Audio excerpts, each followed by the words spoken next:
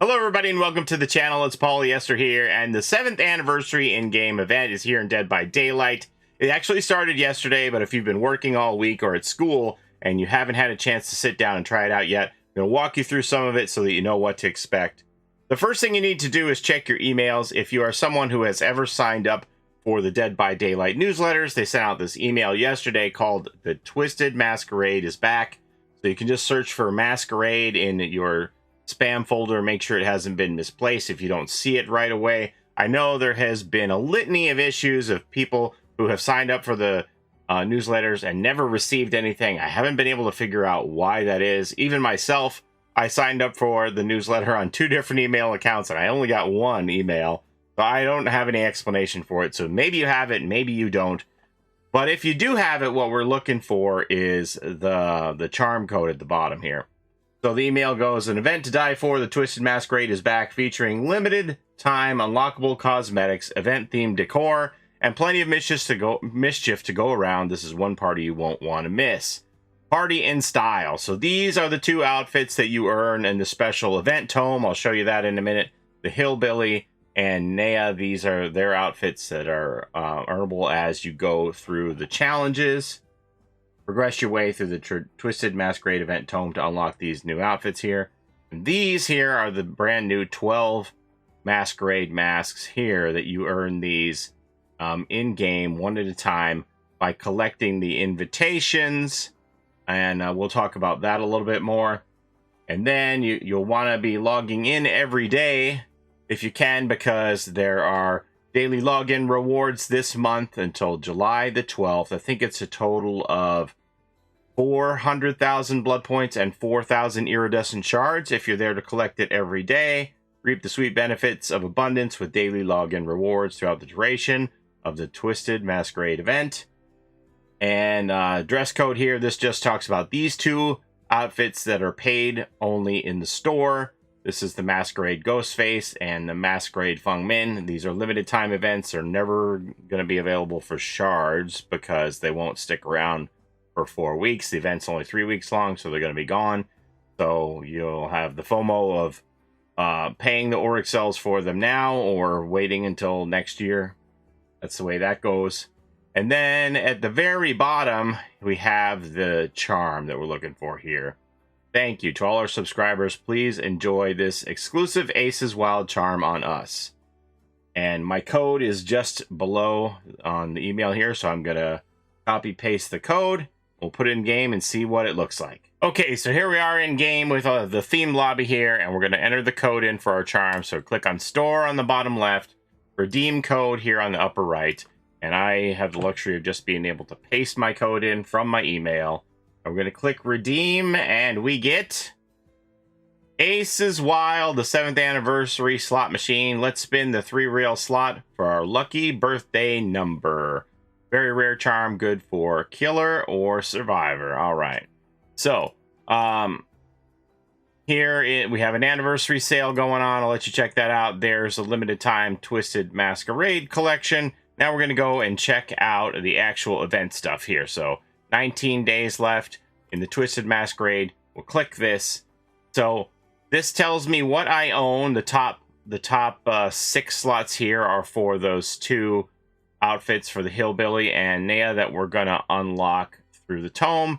Everything under here are the masks that you earn in game, and they even have some charms that we're gonna earn on the event tome next week. So in the store here, if you missed out on last year's stuff, you can buy last year's masks. They're 400 auric cells each for a limited time. The store will stay open that you can purchase these for the next 3 weeks.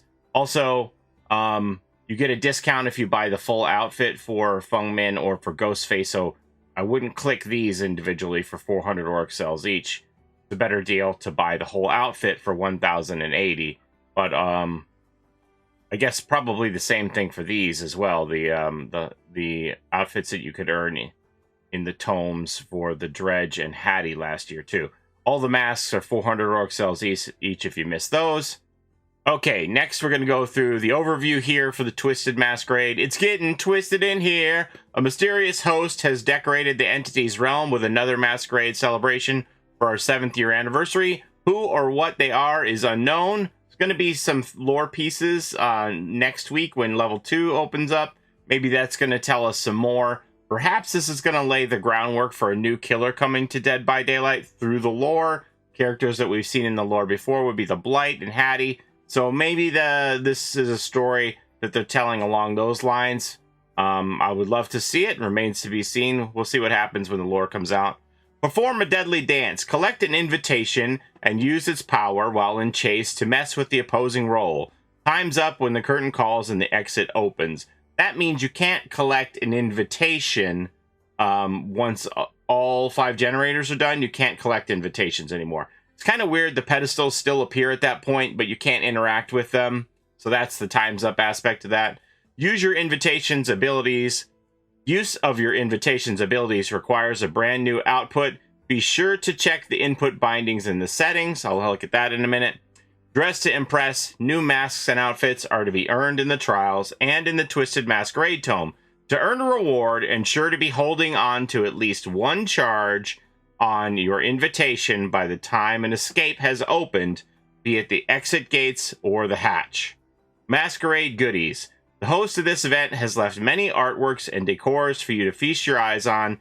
Don't forget to check the blood web for returning survivor items as well as the new tiramisu dessert. You'll also be joined by several mysterious masked guests throughout the trials. Those are the dancing figures in the sky. I don't think those actually do anything. It's just for decor. Stay tuned for more Twisted news. Visit our socials for more information on the Twisted Masquerade event and the unlockable rewards. So let's look at those key bindings that they talked about here. So we're going to go into settings here, input binding, and you'll see here, activate event ability. Mine is set to Q. You can make it whatever you want. If you're on controller, obviously you're going to have to look at this and see what key binding this will be, because you're going to need to use the event ability to unlock some of the challenges in that special tome. Okay, now for the Masquerade goodies, those are the items that you're going to get on your blood web here. So let's go ahead and look at this. So this is the tiramisu, a celebratory dessert to be eaten during the masquerade. Each layer is more horrifying than the last. This grants 107 bonus blood points in all categories for all players in the trial. If the killer uses it, all 4 survivors get it too. If the survivors use it, the killer gets it too. You can stack 5 of these. If all 5 players play one of these tiramisu cakes, and you'll get 535% bonus blood points, which would be 635% total. This is also an important thing that you should bring, because this reveals the aura of the invitation pedestal within 32 meters. You'll see it in blue. So if you want to be able to get invitations, I highly recommend that you use these tiramisus, and you're going to get blood points for it too. When you're going through these blood webs, be careful on selecting the automatic purchase, because the entity might cheat you and grab your cake when you're not looking. So you can always hit the end of a strand to make sure you get the thing you want, and then hit the auto purchase afterwards so that you don't lose out. Pretty well, you're going to average 1 cake per blood web once you get past 20. So I think it's in your best interest to play cakes as much as possible. And the reason for that is because right now you can get an infinite amount of cakes until the event ends. So I see people say that they're hoarding them and they're not playing them. They're just playing normally and let other people play cakes. But I think that's the wrong move, because there is an infinite amount of cake available. You can almost always play one and get enough blood points to get it through another blood web and get more cakes. So here I have 2 cakes, right? So I think you're averaging like 1 all the time. Maybe not as many on Survivor, because survivors have those other event items to choose from. But I think it's in your best interest to play cakes while you can get more cakes. So look at this. I have a pudding, a cake, and another cake. So that's 3 blood point modifiers. This is why I think it's in your best interest to always be playing cakes right now. I see other people who disagree, but I think while cakes are available, you should always be spending the cakes to get more blood points to buy more cakes.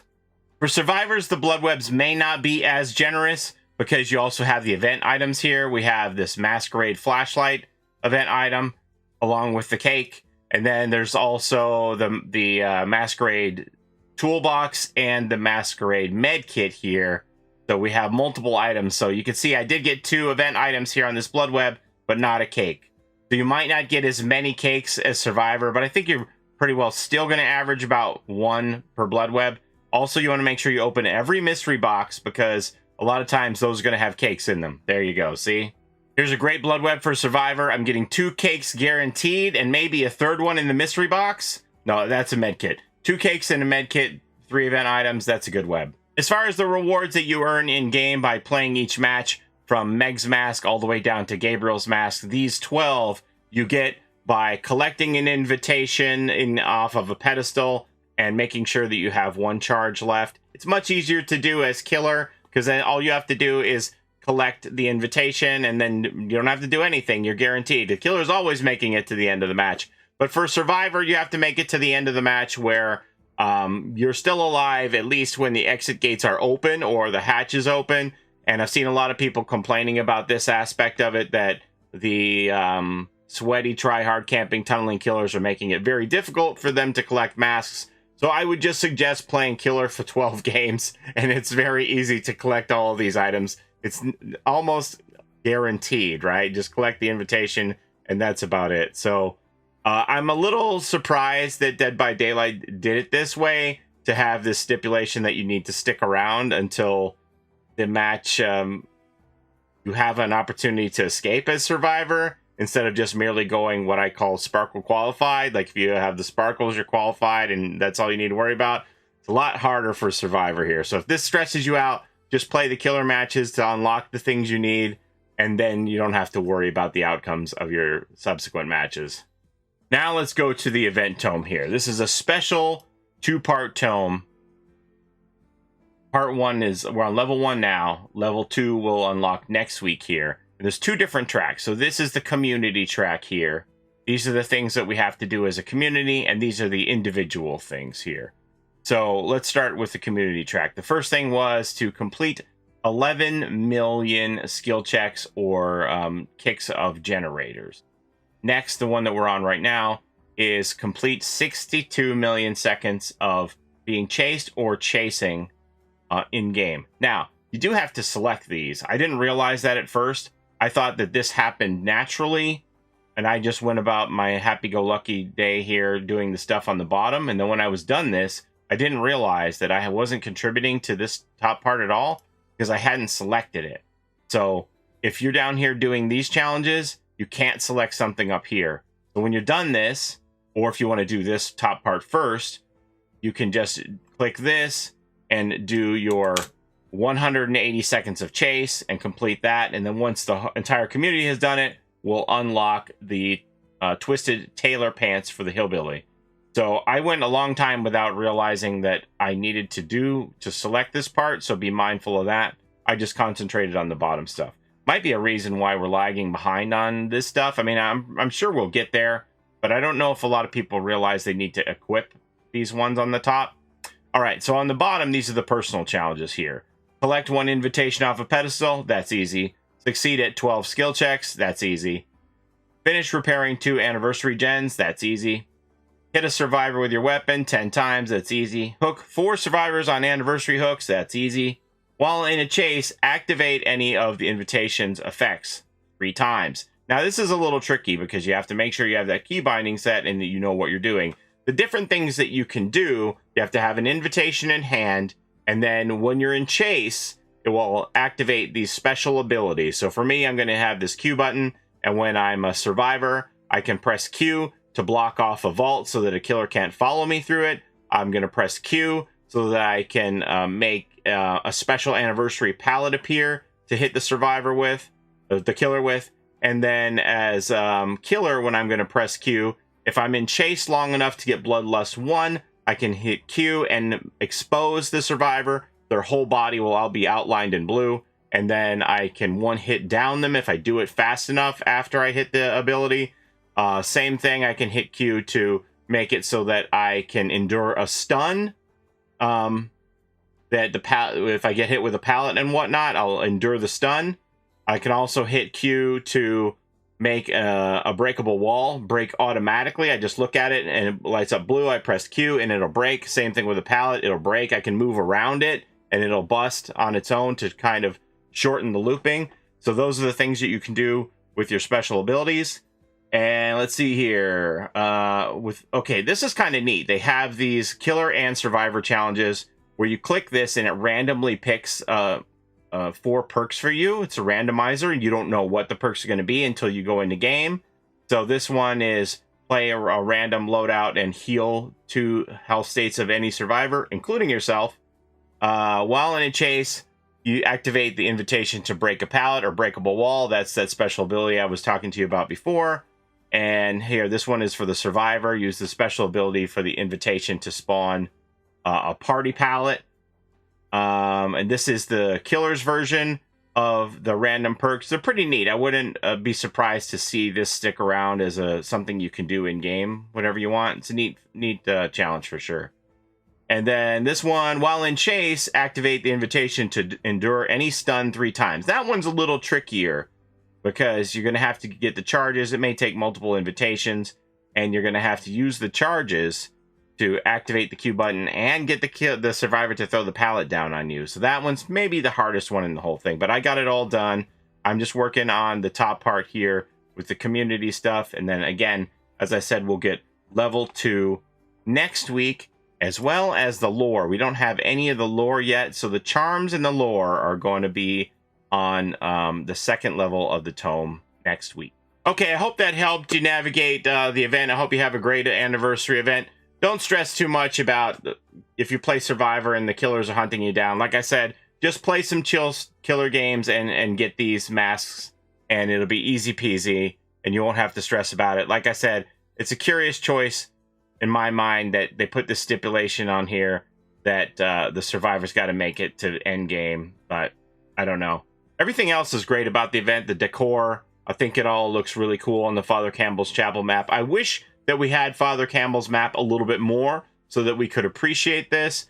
Check out your basement. There's special decor in the basement too, as well as all the typical decorations on the hooks, generators, fire barrels, lockers, etc. But I hope you have a great event. Spend your cakes, profit, get lots of blood points, and that's all I have for you today. If you have any questions that I haven't answered here in the video, put them in the comments below, and I'll try to bottom and answer them as I see them. But yeah, that's all I have for you here today.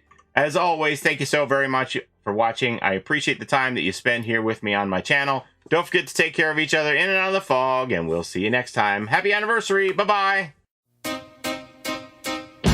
It's a Gen Rush life for us. It's a Gen Rush life for us. Set a hiding, we do gens. Set a randoms, we got friends. It's a Gen Rush life.